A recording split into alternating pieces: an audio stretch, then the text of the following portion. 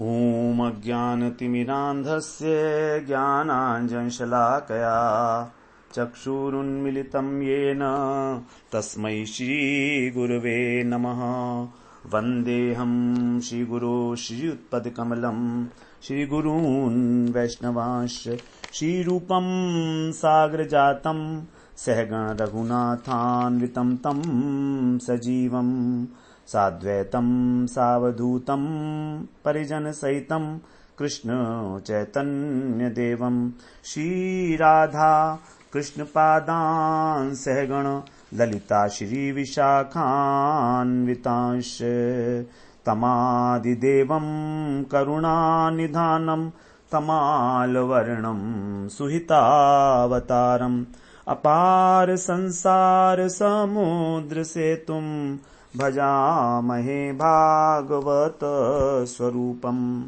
हे देव हे दैत्य हे भुवनैक बंधो हे कृष्ण हे चपल हे करुणैक सिंधो हे नाथ हे रमण हे नयनाभिराम हा हा कदानुभवितासि पदं दृशोर्मे।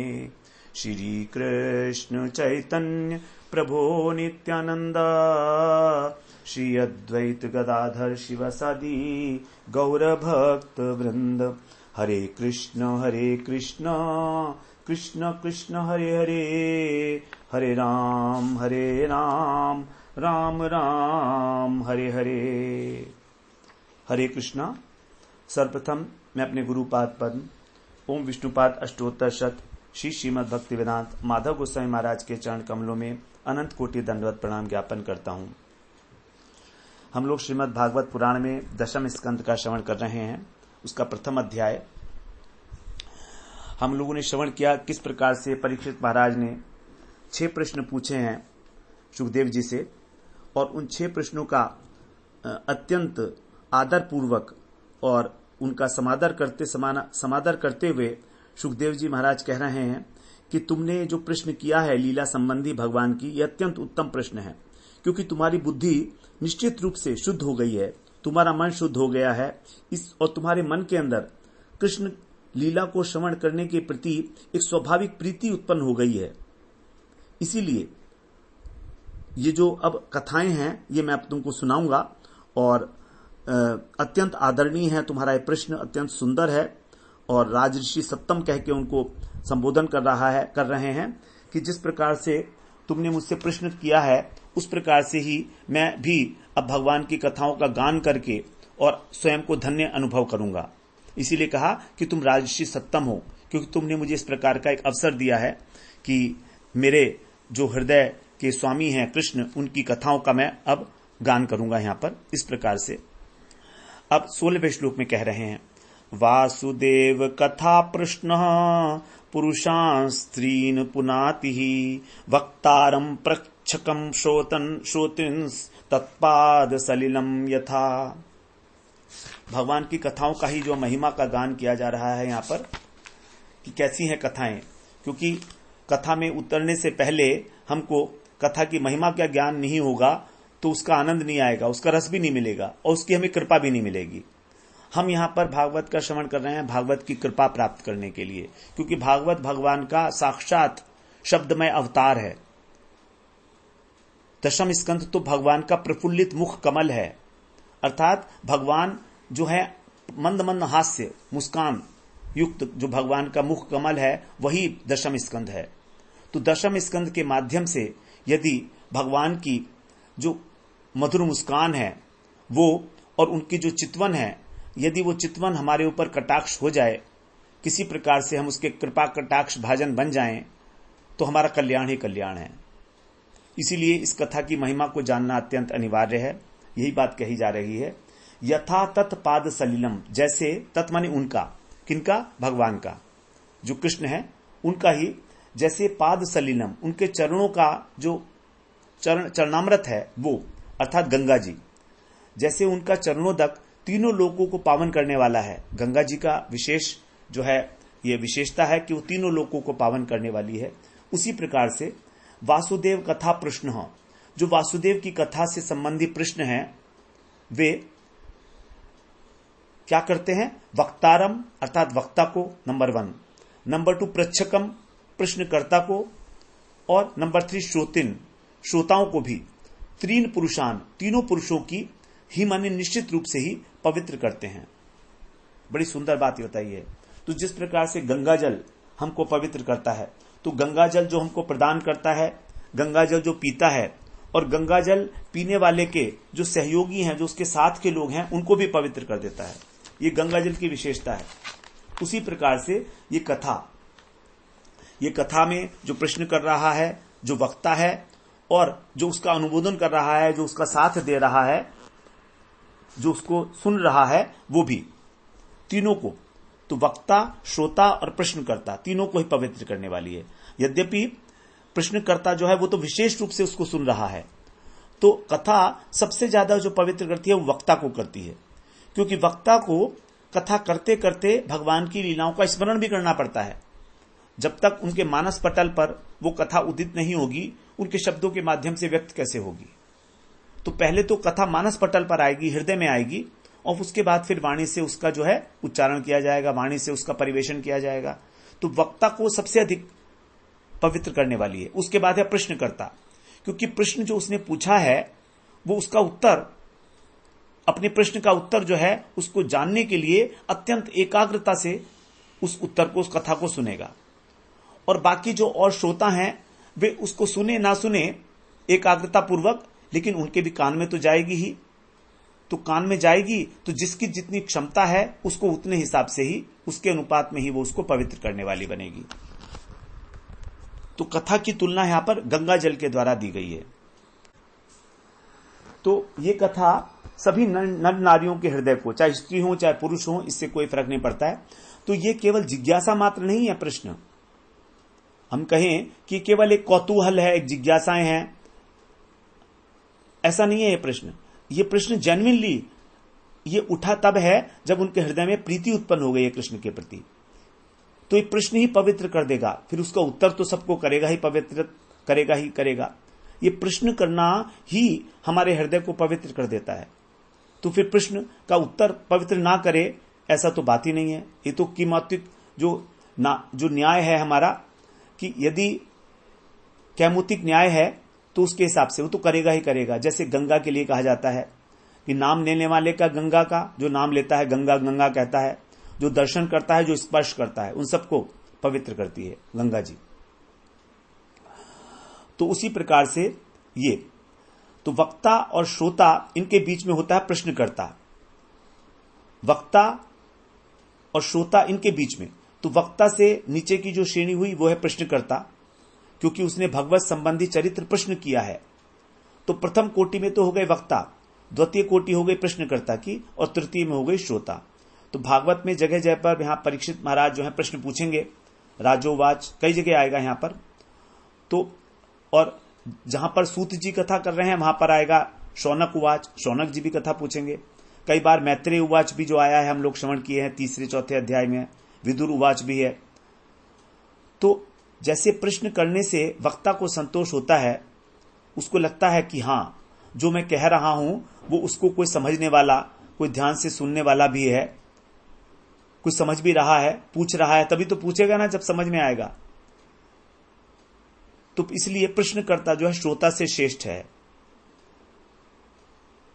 प्रश्नकर्ता श्रोता से श्रेष्ठ है। और जो केवल सुन रहा है और समझ ही नहीं रहा है उसको, वो भी ठीक है, उसकी सुकृति बन रही है। तीसरे स्कंद में बताया गया था कि 2 प्रकार के लोग सुखी होते हैं। एक तो जो है महामूर्ख है, जिसको कुछ समझ नहीं आता, जो किसी चीज की अपेक्षा ही नहीं रखता, और दूसरा है जिसकी बुद्धि जो है भगवान में लगी हुई है। तो इस प्रकार को जिसको भगवत बोध है, जिसको भगवत अनुभूति है, वही सुखी है। तो उसको भी जिज्ञासा नहीं होगी और महामूर्ख को भी जिज्ञासा नहीं होगी। लेकिन इन दोनों श्रेणियों में हमारी कोई स्थिति नहीं है, हमारी स्थिति कहीं इन दोनों के बीच में है, या तो महामूर्ख की तरफ है और या फिर बुद्धिमान जो है उनकी तरफ है। इस प्रकार से जो है, और जो गंगा जी हैं भगवान का चरणोदक है, उसके लिए बताया गया है कि वो स्वर्ग लोक में, मर्त्य लोक में और पाताल लोक के वासियों का भी उद्धार करती हैं। तो 3 प्रकार से गंगा जी भी शुद्ध करती हैं सबको, गंगा जी का जो गंगा जल जो है। अब 7वें श्लोक से हमारा जो है आरंभ हो रहा है कथा का। कह रहे हैं, भूमिर्द्रप्त नृप्याज दैत्यानीक शतायुतै आक्रांता भूरि भारेण ब्रह्माणम शरणम ययौ। 17वें श्लोक से जो है कथा का आरंभ है। बता रहे हैं अब परीक्षित महाराज को कि द्रप्त नृप अर्थात जो राजा उन्मत्त हो गए हैं, उनके व्याज माने बहाने से, जो घमंडी राजा थे उनके बहाने से, दैत्य शतयुतई अतुयुतई, जो दैत्यों की, अनेक माने सेना, जो दैत्यों की बहुत बड़ी सेना है, शत अयुतई सैकड़ों हजारों के संख्या में है, ऐसी सेना, भूरि भारेण उन सेनाओं के बहुत अधिक भार से, भूरि माने बहुत अधिक, भारेण माने भार के द्वारा, भार से, आक्रांता मतलब आक्रांत होकर, भूमि जो पृथ्वी थी वो ब्रह्मांडम शरणम ययौ ब्रह्मा जी की शरण में गई। तो उन्मत्त राजा थे, इसीलिए जो लाखों दैत्य थे, जो असुर लोग थे, वो उन्होंने क्या कर रखा था, राजाओं का रूप धारण कर रखा था। व्याज का मतलब है रूप धारण करना। तो वो राजा बने हुए हैं जो इस समय में, वो सारे के सारे असुर हैं, वो दैत्य हैं। दैत्य मतलब जो दिति के पुत्र हैं, दिति के पुत्र जो हैं उनको कहा जाता है दैत्य, और अदिति जी के जो पुत्र हैं उनको कहा जाता है देवता। तो इस प्रकार से जो पृथ्वी है वो अत्यंत पीड़ित हो गई थी, और तब वो ब्रह्मा जी के शरण में गई। क्योंकि पृथ्वी जो है, ऐसा कहते हैं कि पृथ्वी पाप का भार नहीं सहन कर पाती। हमारे भौतिक भार को तो सहन करती है, अनेक अनेक पर्वत हैं पृथ्वी के ऊपर, सबका भार पृथ्वी सहन कर लेती है, लेकिन पृथ्वी कहती है कि मैं पाप का भार नहीं सहन कर पाती हूं। इसलिए पृथ्वी भी जो है कभी कभी बोझिल होकर और परेशान होकर ब्रह्मा जी की शरण लेती है। तो अत्यंत आक्रांत थी पृथ्वी, भूमि, इसलिए वो ब्रह्मा जी की शरण में गई। द्रप्त का मतलब उद्दंड जो हो गए हैं, उन्मत्त हो गए हैं ऐसे राजा। तो राजा तो बहाना है, वो राजा कह रहे हैं उनको, राजा के कोई लक्षण नहीं है उनके। इसलिए कहा कि व्याज नृप व्याज दैत्यान, अर्थात दैत्यों की सेना ही थी जो राजा बनी हुई थी। क्योंकि राजा का तो धर्म है पृथ्वी की रक्षा करना, पृथ्वी पे जो रहने वाले हैं सबकी सुरक्षा करना। जैसे पृथु महाराज थे और अनेक सूर्यवंशी राजा हुए हैं। तो राजा के रूप में छिपे हुए जो दैत्यों की सेना थी, शत अयुत, तो शत बोलते हैं 100 को, और अयुत बोलते हैं 10,000 को, अयुत। तो बहुत अधिक, लाखों में ऐसी दैत्यों की सेना जो पृथ्वी पे छाई हुई थी, वे सब भार स्वरूप हो गए थे पृथ्वी पर। इसीलिए जो है पृथ्वी आक्रांत हो गई थी।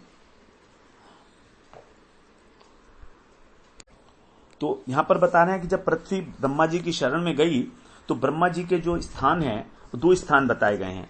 एक तो वो सत्यलोक में विराजमान रहते हैं, और एक जो इस ब्रह्मांड के अंदर सुमेरु पर्वत है, उसके ऊपरी भाग में भी ब्रह्मा जी का निवास है। क्योंकि कभी कभी वो सत्यलोक से इधर आ जाते हैं, जड़ ब्रह्मांड में भी थोड़ा देखने के लिए, निरीक्षण करने के लिए, भाई क्या चल रहा है।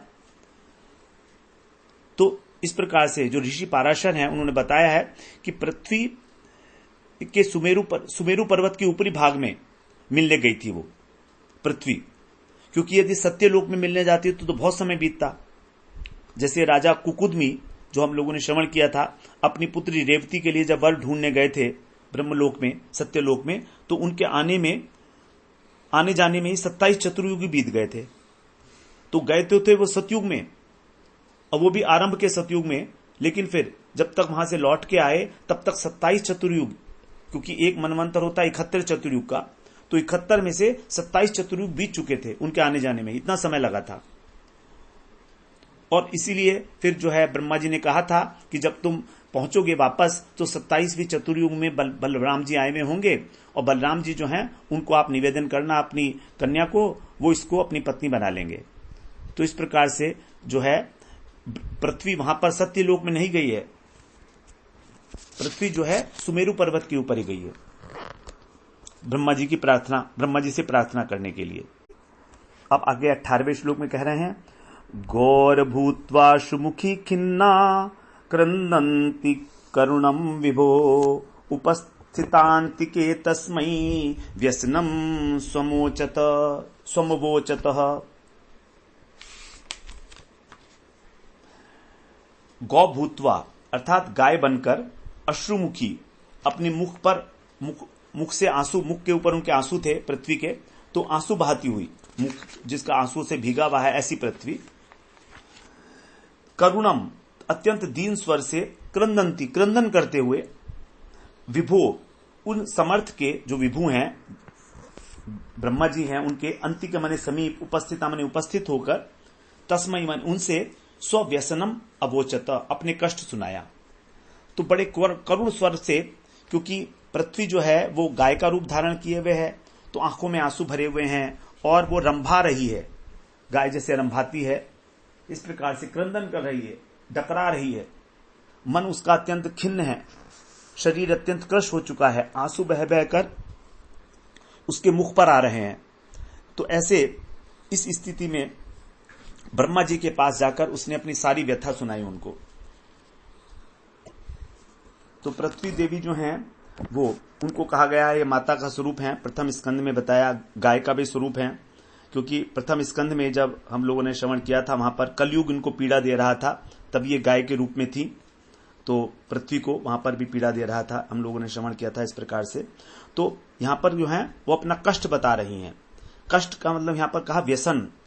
व्यसन का मतलब होता है जिसके बिना हम रह ना सके। जैसे किसी को सिगरेट पीने का व्यसन होता है, शराब पीने का व्यसन होता है, जुआ खेलने का। तो व्यसन का मतलब ही यही है कि जिसके बिना हम न रह सके वो व्यसन होता है। अत्यधिक आसक्ति, उसके बिना लगे कि जीवन व्यर्थ है। तो यहां पर व्यसन का मतलब है कष्ट, कि अत्यंत कष्ट है। अब वास्तविक व्यसन तो दो हैं, एक तो विद्या का अभ्यास करना और भगवान की सेवा करना। भगवान की जो कथाएं हैं उनका श्रवण करना और भगवान के चरण कमलों की सेवा करना, यही वास्तव व्यसन है। यदि ये व्यसन लग जाए तो हमारा कल्याण है। हमारे हनुमान जी, प्रहलाद जी जो हैं उनको यही व्यसन है हरि कथा का। तो व्यवहारिक अर्थ में जो है व्यसन का अर्थ होता है कष्ट, और यदि भगवत भक्ति का हो जाए तो यही हमारे लिए कल्याण का साधन हो जाता है।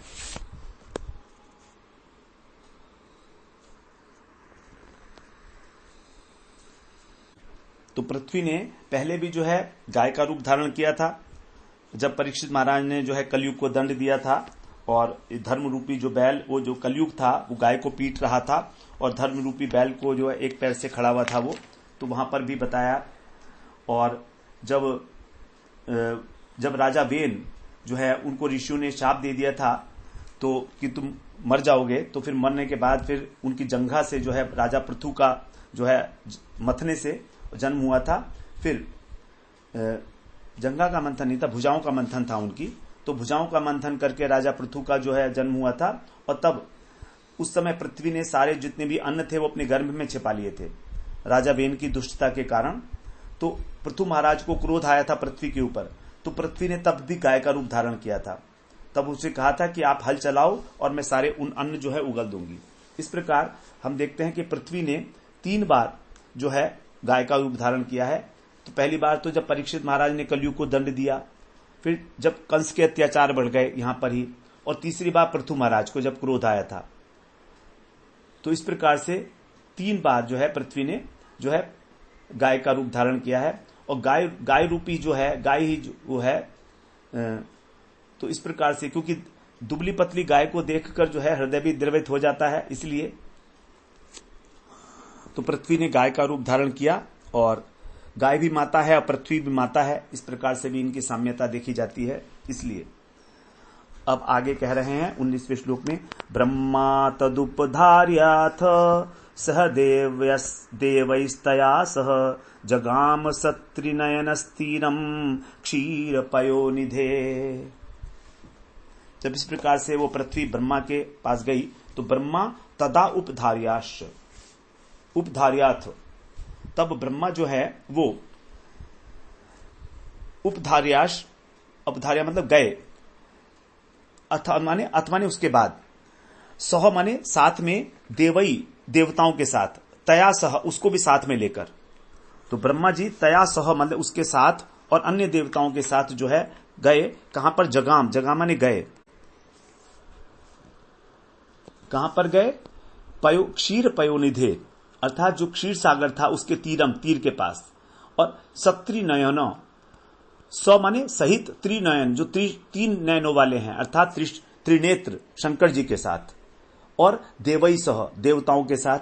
तो इंद्र इत्यादि देवताओं के साथ और शंकर जी के साथ इस प्रकार से जब उन्होंने सुना तो तदा माने तब ब्रह्मा जी शंकर जी और अन्य देवताओं के साथ इंद्र इत्यादि क्षीर सागर के तट पर गए। उन्होंने वहां पर गमन किया। जब इस प्रकार का उन्होंने कष्ट सुना पृथ्वी का, तो ब्रह्मा जी ने मन ही मन विचार किया कि विश्व की सृष्टि करना मेरा कार्य है, लेकिन विश्व का जो पोषण करना है वो तो विष्णु का कार्य है, और वो विष्णु जो है वो तो क्षीर सागर में जो है वास करते हैं, इसलिए हमको उन्हीं के पास जाना चाहिए, उन्हीं के पास हमको जाना चाहिए। और दूसरी बात कि वहां पर उन्होंने इंद्र इत्यादि देवताओं को क्यों लिया?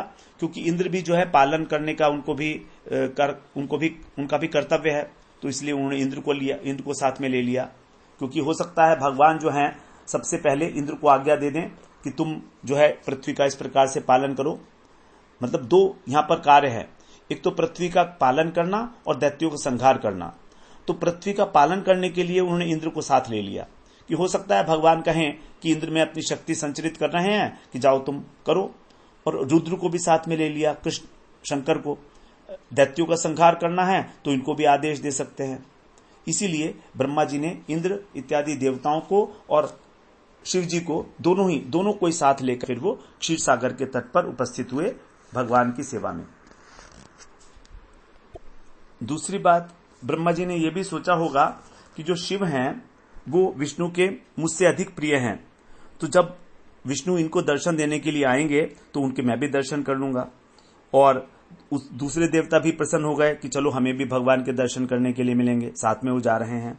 इस प्रकार जो है सभी लोग मिलकर जो भगवान के तट पर गए। अब 20वें श्लोक में कह रहे हैं, तत्र गत्वा जगन्नाथम देव देव वृषा कपिम पुरुषम पुरुष सूक्तेन उपतस्थे समाहितः।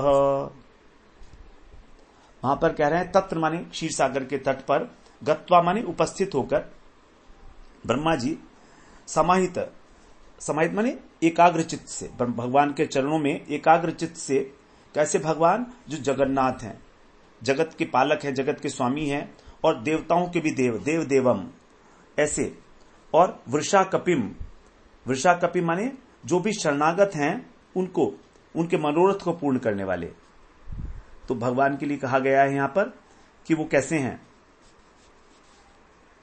जगत के एकमात्र स्वामी हैं, भक्तों के दुख निवारक हैं और देवताओं की परम पूज्य हैं। ऐसे जो श्री भगवान हैं उनकी पुरुष सूक्त नामक जो वैदिक स्तोत्र है उसके द्वारा उपतस्थे भक्ति पूर्वक उन्होंने उनकी आराधना की। तो पुरुष सूक्त के द्वारा उनका स्तवन किया भगवान का। यहां पर यह बात कही गई है। तो विष्णु सहस्त्र नाम स्तोत्र है, उसमें बताया है कि विष्णु जो है क्षीरोदकशायी विष्णु कहां शयन करते हैं? विष्णु क्षीराब्धि मंदिर, अर्थात क्षीर सागर के बीच में जो श्वेत द्वीप है उसमें श्री विष्णु अपने मंदिर में लक्ष्मी जी और अपने पार्षदों के साथ निवास करते हैं। लेकिन श्वेत द्वीप में तो जा नहीं सकते ब्रह्मा जी, इसीलिए वो केवल क्षीर सागर के तट पर उपस्थित हुए, जो उसका तट था वहीं से उन्होंने स्तुति की है और पुरुष सूक्त के द्वारा मंत्र का उच्चारण करके। तो इस प्रकार से जब ब्रह्मा जी भगवान की स्तुति करने के लिए ध्यान मग्न हुए तो इंद्र इत्यादि जो देवता हैं वो सोचने लगे कि भगवान जरूर जो है पृथ्वी का भार हरण करेंगे और पृथ्वी पर फिर यज्ञ इत्यादि आरंभ होंगे, और भगवान जब ब्रह्मा जी को वर देने के लिए आएंगे तो हम भी उनका दर्शन देंगे। इस प्रकार से वो सभी देवता क्षीर सागर के तट पर भगवान की प्रतीक्षा कर रहे हैं।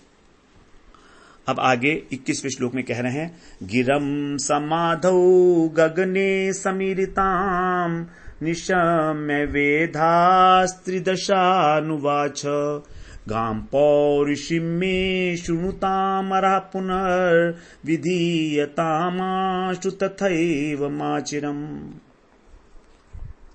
वेधा का मतलब है विधाता, जो सृष्टि करने वाले हैं। ऐसे ब्रह्मा जी ने गगने समीरिताम, गगन के अंदर आकाश में, समीरिताम मतलब अदृश्य वक्ता, उसकी वाणी को, गिरह माने वाणी को समाधौ समाधि योग के द्वारा निशम्य मन श्रवण करके त्रिदशान जो देवता हैं त्रिदशान उनको उवाच हो निश्चित रूप से यह कहा। तो ब्रह्मा जी ने अपने समाधि के अंदर उस आकाशवाणी का श्रवण किया और इस प्रकार सभी जो देवता थे उनसे इस प्रकार बताया। तो जो आकाशवाणी थी वो केवल ब्रह्मा जी को सुनाई दी, समाधि में सभी को सुनाई नहीं दी। तो इस प्रकार के जो विधाता ब्रह्मा जी हैं उन्होंने जो समीरितम का मतलब गूंजती हुई, तो उनके अंदर हृदय के अंदर वो वाणी जो है गूंज रही थी। तो इस प्रकार से यह देवताओं को, इसका मतलब ये हुआ कि क्योंकि ब्रह्मा जी ने ये बात उनको बताई तो इसलिए सभी देवताओं ने इसको नहीं सुना होगा। फिर उन्होंने फिर देवताओं से क्या कहा कि अमरा अर्थात हे देवताओं, मैं माने मेरे निकट पौरुषीम गाम, जो पौरुषी भगवान पुरुष हैं उनका जो वाणी है, उनका जो आदेश है वाणी के रूप में, वो श्रवण करो। हे देवताओं, भगवान की उस पौरुषी वाणी को तुम मुझसे सुनो, जैसा मैं कहता हूं वैसा ही। तथा पुनः माने फिर सुनकर, आशु माने अति शीघ्र ही, तथैव विधीयताम, उसी आदेश के अनुसार, तथा एवं उसी के आदेश के अनुसार ही विधीयताम विधान करो, मतलब उसका अनुष्ठान करो। शीघ्र ही तुम ये सब काम करो, तुम्हें विलंब नहीं करना चाहिए इस काम में। इस प्रकार से यहां पर देवताओं को संबोधित करते हुए ब्रह्मा जी ने कहा। तो ब्रह्मा जी जब समाधि में स्थित थे तभी उन्होंने अपने हृदय के अंदर ये आकाशवाणी को सुना, गूंजती हुई आकाशवाणी को। इसका मतलब क्या है कि जो क्षीरोदकशाही विष्णु हैं उनका दर्शन ब्रह्मा जी के लिए भी दुर्लभ है। जब ब्रह्मा जी के लिए भी दुर्लभ है तो फिर साधारण जन की तो बात ही क्या, देवताओं के लिए भी दुर्लभ है। तो जो ऐसे क्षीरोदकशाही विष्णु हैं ये तो भगवान के अंश, कृष्ण के अंशी के अंश के अंश हैं, उनके दर्शन भी ब्रह्मा जी के लिए दुर्लभ बताए गए हैं। तो उनका जो मूल है, परम मूल है, ऐसे श्री कृष्ण जब इस प्रपंच में अवतीर्ण होंगे, सबको नयन गोचर होंगे, सबको दर्शन देंगे, तो ये भगवान की कृपा के अतिरिक्त और क्या है। ब्रह्मा जी को दर्शन नहीं हो रहा है क्षीरोदकशाही विष्णु के। इस प्रकार से यहां पर जो है भगवान की भक्त वत्सलता का ही एक प्रकार से अपरोक्ष रूप से भगवान की भक्त वत्सलता का ही गान किया गया है। तो सभी को यह कह दिया गया कि जो भी बात कही गई थी वो सब अब कह रहे हैं। क्या क्या कहा था आदेश में? पुरैव पुंसावधृतोद्धरा ज्वरो भवद्भिरंशैर्दुषूपजन्यताम् सा सयाव दूर्व्याभरमीश्वरेश्वर स्वकाल शक्त्या क्षपयंश्चरेत् भुवि। पुंसाम जो पुरुष है अर्थात भगवान स्वयं, उन्होंने पुरैव माने मेरे निवेदन करने से पहले ही, भगवान ने मेरे निवेदन करने से पहले ही जो है मैंने जो वाणी सुनी है वो तुम्हें बता रहा हूं। इस पृथ्वी का भार, धरा ज्वर, जो पृथ्वी के ऊपर ज्वर आ गया है, धार आ गया है, इसको अवधृत मैंने जान लिया था। तो भगवान इस बात को पहले से ही जानते थे, निवेदन करने से पहले ही पृथ्वी के दुख को भगवान जानते थे। अब आगे क्या बताएं? स्वकाल, वही भगवान, स्व माने वही भगवान जो ईश्वरेश्वर है, सभी ईश्वरों के ईश्वर है। यावत माने जब तक, स्वकाल शक्तिया अपनी काल रूपी शक्ति के द्वारा अर्थात स्वेच्छा से, पूर्व्या माने पृथ्वी का भार, क्षपयन माने हरण करने के लिए, चरेत पृथ्वी में, चरेत माने प्रकट रहेंगे, आचरण करेंगे, अवतीर्ण होंगे, तब तक भवत भी माने आप लोग भी अपने अपने अंश से यदुषु यदुवंश के अंदर उपजन्यताम जन्म लेकर अवस्थान करें। आप लोग भी अपने अपने अंश से, भगवान के अनेक अंश हैं तो उनके अंदर आप जो है जन्म लें उन अंशों के माध्यम से। तो इस प्रकार से कह रहे हैं कि भगवान जो हैं इस पृथ्वी की जो व्यथा है उसको पहले से जान गए हैं, और जानेंगे क्यों ना, क्योंकि पृथ्वी कौन है? भगवान की जो है वो प्रिया है, पत्नी बताई गई है, और पत्नी का दुख जो है यदि पति ही नहीं जानेगा तो फिर कौन जानेगा।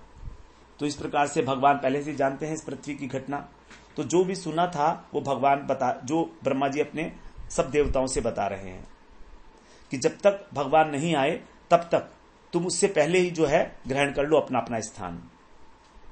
तो पृथ्वी के भार को वो अपनी काल रूपी शक्ति से नष्ट करेंगे, अवतार लेंगे और विचरण करेंगे, उससे पहले ही तुम यदुकुल के अंदर अवतार ले लो।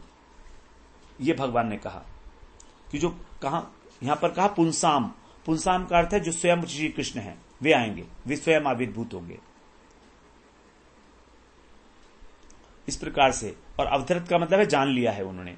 तो इसलिए आप लोग अपनी अंश ही माने भगवान के जो अंश हैं, अर्थात भगवान के जो अंश हैं उद्धव, सात्विकी इत्यादि, उनके साथ तुम मिल जाओ, उनके साथ मिलित होकर, अर्थात अपने को, अपने अंश को उनके उद्धव इत्यादि के अंदर मिला दो, मर्ज कर दो। इस प्रकार तुम यदुकुल के अंदर ईश्वर लो, यदुकुल के अंदर जन्म ग्रहण करो। तो जब पुरुष सूक्त से उस मंत्र से भगवान की आराधना की गई तो समाधि अवस्था में जो ब्रह्मा जी ने, केवल ब्रह्मा जी ने सुना था, वही यहां पर बताया सब देवताओं को कि तुम्हारे आप सौभाग्य है, बहुत बड़े सौभाग्य है तुम्हारा कि भगवान की कृपा से अब तुमको भगवान की लीला में ही उनकी सेवा करने का अवसर मिला है। भगवान ने आदेश दिया है कि अब तुम चिंता मत करो भार हरण की, क्योंकि वो पहले से ही जानते हैं इस बात को, और वही स्वयं जो है आकर अवतीर्ण होकर लीला करेंगे और भूभार को हरण करेंगे।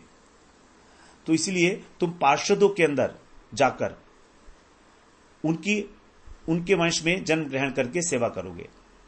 भगवान ने पद्म पुराण में बताया गया है, एते ही यादवा सर्वे मदगणा एव भामिनी सर्वथा मत प्रिया देवी मत्तुल्य गुणशालिन। भगवान कहते हैं, हे देवी, एते ये यादवा सर्वे, जितने भी ये यादव हैं ये सभी मेरे नित्य पार्षद हैं। मदगणा एव, मेरे ही पार्षद हैं और मेरे अत्यंत प्रिय हैं। सर्वथा मत प्रिया, और मेरे ही जैसे गुणों से युक्त है। तो भगवान के आदेश से ही देवताओं ने यदुकुल में जन्म ग्रहण किया है। और इस प्रकार से पद्म पुराण के इस कहने के अनुसार जो यादव हैं उनको हमें भगवान का नित्य पार्षद करना, नित्य पार्षद जो है स्वीकार करना चाहिए। अब ये नित्य पार्षद हैं तो ये जन्म शरीर छोड़ने के बाद स्वर्ग तो जाएंगे नहीं, ये तो भगवान के पार्षद तो भगवान के धाम में ही जाते हैं। तो यादव असंख्य हैं, यादव असंख्य हैं। अब उन यादवों के अंदर जो देवता प्रवेश किए थे, स्वर्ग के देवता, वे जब प्रकट लीला समाप्त हो गई तो वे अप्रकट लीला के समय अपने अपने स्वर्ग में चले गए, और जो पार्षद थे वो भगवान के धाम में चले गए। जहां पर स्वर्ग के जो देवता हैं वो भगवान के पार्षदों के अंदर आए हैं। तो जब भगवान की अप्रकट लीला हुई तो पार्षद तो भगवान के धाम में चले गए, और जो उनके अंदर अंश रूप से देवता लोगों ने निवास किया था वो अपने अपने स्वर्गलोक को चले गए। इस प्रकार से तो भगवान के जो अंश हैं उद्धव इत्यादि, इनके साथ जो है मिलकर देवता लोग जन्म ग्रहण करेंगे। तो यादवों में देवताओं का अंश मिलित हो गया, तो मिलित अंश तो स्वर्ग में चला गया और जो पार्षद था वो नित्य धाम में चला गया। जैसे कहा गया है कि अर्जुन इंद्र के पुत्र हैं, तो अर्थात अर्जुन जो पार्षद हैं भगवान के, उनमें इंद्र का अंश है। अर्जुन में इंद्र का अंश है। इसका मतलब क्या है कि अर्जुन तो नित्य धाम में विराजमान है भगवान के साथ। श्री हरिवंश पुराण में कहा गया है कि युधिष्ठिर महाराज ने नित्य धाम में अर्जुन को देखा भगवान के साथ। ददर्श तत्र गोविंदम फाल्गुनेन समम मुदा, अत्यंत आनंदित रूप में अर्जुन को देखा नित्य धाम में। तो अगर इंद्र के पुत्र होते तो वो थोड़े ना इंद्र का अंश होते अर्जुन, तो फिर वो कोई नित्य धाम में थोड़ी होते। तो इस प्रकार से जो हिमालय इत्यादि में जब पर्वतारोहण होता है पांडवों का, और वहां पर जो है अर्जुन का देह त्याग होता है, तो वहां पर यही बात है कि जो अर्जुन है साक्षात वो तो भगवान के दिव्य धाम में चले गए, और जो अंश था स्वर्ग के देवता का, इंद्र का, वो इंद्र के रूप में स्वर्ग में चला गया। इस प्रकार से यहां पर समझना चाहिए हम लोगों को। अब आगे कह रहे हैं, वासुदेव ग्रहे साक्षात भगवान पुरुषः परः जनिष्यति तत्प्रियार्थम संभवन्तु सुरस्त्रियः। अब कह रहे हैं कि जो भगवान है साक्षात ऐसे परम पुरुषोत्तम पुरुषः पर, ऐसे श्री कृष्ण वासुदेव ग्रहे, वासुदेव के भवन में साक्षात भगवान स्वयं जनिष्यति माने प्रकट होंगे, बता रहे हैं ब्रह्मा जी प्रकट होंगे, तत्प्रियार्थम और उन कृष्ण की प्रीति के लिए, अथवा जो कृष्ण की प्रिया हैं उनकी सेवा के लिए। प्रियार्थम, प्रिया प्लस अर्थम भी हो सकता है, प्रिय प्लस अर्थम भी हो सकता है। तो अथवा कृष्ण की प्रीति के लिए, अथवा कृष्ण की जो प्रियाएं हैं जैसे राधा जी हैं, रुक्मणी जी हैं, उनकी सेवा के लिए सुर स्त्रिय जो देवताओं की स्त्रियां हैं वे भी संभवंतु अपनी अपनी योग्यता के अनुसार ब्रज में अथवा अन्यत्र कहीं मथुरा में द्वारका में भी जन्म लें। तो भगवान स्वयं वो तो वसुदेव के घर में उत्पन्न होंगे, आविर्भूत होंगे, और देव पत्नियां उनकी प्रसन्नता के लिए, अथवा जो उनकी रमणियां हैं, राधा रानी हैं, और राधा रानी को रमणी नहीं कहेंगे, जो उनकी प्रिया हैं, तो उनके अंश के रूप में जन्म लें उनके घर में, ब्रज में अथवा द्वारका में। तो सूर्य स्त्रीय यहां पर कहा गया। तो सूर्य स्त्रीय का मतलब यहां पर बताया जाता है कि जो भगवान की नित्य सिद्ध प्रिया है, जैसे राधा रानी है, रुक्मणी इत्यादि हैं, उनकी अंश स्वरूपा जो लक्ष्मियां हैं, जैसे उपेंद्र हैं, उपेंद्र जो है स्वर्ग में है, और मनवंतर है, मनवंतर अवतारों की जो मनवंतराधिपति हैं उनकी भी लक्ष्मियां हैं। तो वो सभी लक्ष्मियां, उनको कहा गया सूर्य स्त्री। तो वो अंश हैं, तो अपने अपने अंश के अंदर जाकर वो प्रकट हो, जन्म लेंगी वो उस स्थान पर। तो इस प्रकार से, और मनवंतरावतार रूप में जब भगवान अपने अंश से जो है और जन्म ग्रहण करते हैं, तो उनकी प्रीति के लिए जो है वहां पर देवियां भी, लक्ष्मियां भी प्रकट होती हैं। तो वही जो लक्ष्मियां हैं ये अंश हैं, तो वो अपनी अपनी अंशिनी जो भगवान की नित्य प्रियाएं हैं, सिद्ध लोक की, सिद्ध धाम की, वहां पर गोप कन्याओं के रूप में जन्म ग्रहण करेंगी। इस प्रकार से तो सब जो हैं अपने अपने अंशियों के अंदर जाकर और फिर ब्रज में और द्वारका इत्यादि जगह में जन्म ग्रहण करेंगे। 24वें श्लोक में, वासुदेव कलानंतः सहस्त्रवदन स्वराट अग्रतो भविता देवो हरे प्रिय चिकीर्षया। द्वारका में नहीं कहेंगे क्योंकि द्वारका तो था ही नहीं, तो मथुरा था, और मथुरा ही जो है द्वारका ले गए थे सभी को, तो द्वारका नहीं कहेंगे हम, द्वारका की किसी को नहीं कहेंगे, मथुरा के लिए कहा जाएगा यहां पर। तो वासुदेव कला अनंत, जो श्री कृष्ण के कला हैं ऐसे अनंत, कौन, जो सबसे पहले अंश है बलराम जी के लिए कह रहे हैं। वासुदेव कला अनंत, अनंत भगवान जो हैं, जो काल और देश की सीमा से रहित हैं, ऐसे सहस्त्रवदन जिनके 1000 मुख हैं, वे स्वराट, वो अपने भ्राता श्री कृष्ण के साथ जो विराजमान है इसलिए उनको कहा गया स्वराट। वे श्री बलदेव जी, क्योंकि वो कहीं और पर में नहीं जाएंगे, भगवान के साथ ही हैं, हमेशा भगवान के सेवक हैं। अग्रतो भविता, वो पहले होंगे, तो राम कृष्ण से पहले उनका अवतार होगा। अग्रतो भविता, जैसे राम इत्यादि अवतार के अंदर जो हैं अनंत जो आए हैं वो उनके कनिष्ठ भ्राता लक्ष्मण बन के आए हैं, लेकिन यहां पर कह रहे नहीं, अब वो यहां पर अग्रतो भविता, उनसे श्रेष्ठ, उनसे अग्रज बन के अवतीर्ण होंगे। देवो, और श्री कृष्ण के अंश होने के कारण वे जो हैं हरे प्रिय चिकीर्षया, कृष्ण के सुख के लिए। तो यहां कह रहे हैं वासुदेव के जो प्रथम अंश हैं श्री शंकर्षण, वासुदेव जो भगवान का चतुर्व्यूह है, वासुदेव, शंकर्षण, प्रद्युम्न और अनिरुद्ध, उसके लिए कहा जा रहा है कि उनके प्रथम प्रकाश विग्रह श्री शंकर्षण देश काल परिस्थिति से जो अनंत हैं, रहित हैं, सीमा रहित हैं, वे अपने एक अंश से जो अनंत शेष है, स्वयं प्रकाशित मूल संकर्षण ही भगवान की सेवा की इच्छा से हरे प्रिय चिकीर्षया, इस प्रकार से जो है वो अग्रज बन के और उनके बड़े भाई बनकर जो हैं वो उत्पन्न होंगे।